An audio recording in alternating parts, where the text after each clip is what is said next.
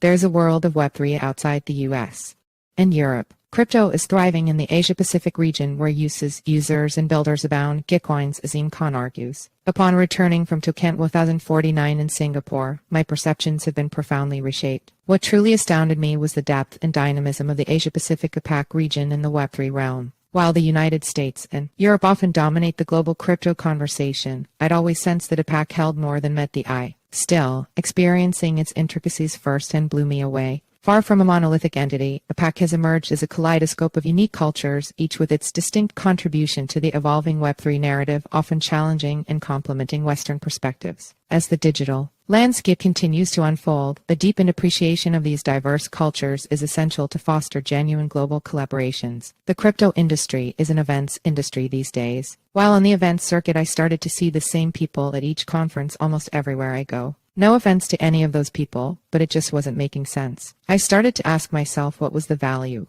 in going to places where there was no new business to be won. If all we're doing is spending time talking to the same people we know from North American and Western Europe at each of these places, giving emphasis only to them when it comes to attending events, then are we actually going to get anything done? Attending an event in a new part of the world is a quick way to approach a new frontier, making strides in Web3, and a way to accomplish new things personally. At the end of the day, this is what we in crypto should all be doing, stepping outside our comfort zones and encountering firsthand all the ways crypto is and can be used. See also, Gemini to expand in APAC to capture next wave of crypto. There were certainly speed bumps to attending the event in Singapore. Many of my counterparts weren't planning on going. This dismissal sometimes, not always, seemed xenophobic. It definitely felt like there's a part of our industry that looks at what's happening in the East as if it's subpar. This didn't make sense to me before I attended Token 2049, and it definitely doesn't after. Speaking as a typical Westerner, it's easy to write off the distinct cultures that comprise the Asia-Pacific APAC region.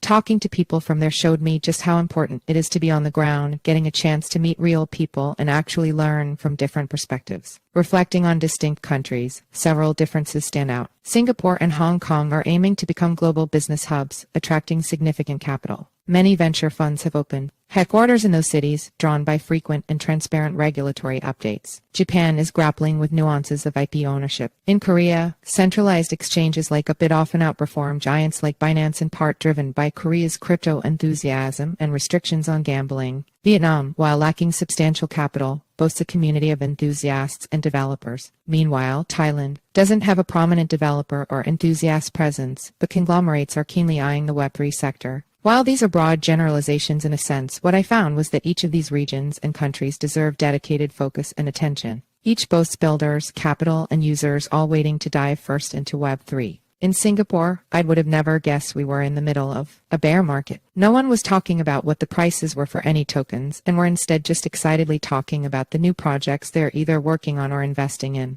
And that's the kind of spirit we're going to need to carry us into whenever the next bull market might be. What Singapore taught me more than anything else was to keep following my intuition of going where the excitement is. The reality is Web3 isn't being built in North America and Western Europe only. It's a global movement, and we've got to be willing to immerse ourselves in its entirety if we're to actually win. And to do that, we need to properly embrace the multidimensional powerhouse that is the APAC region. See also, Crypto Hubs 2023, where to live freely and work smart. There are people innovating in ways we're not even paying attention to that are working on the exact things to help us bring this technology to the mainstream. My impression is that this space is not about isolation and superiority, but instead about interconnectedness. The future of Web3 is as diverse as the world itself. True progress in this space is not about keeping to familiar terrains or resting on past laurels. It's about bridging gaps, understanding nuances, and fostering global collaborations. Returning from Singapore, I carry not just memories but a renewed commitment to seek out innovation, to continuously learn, and to champion the essence of Web3.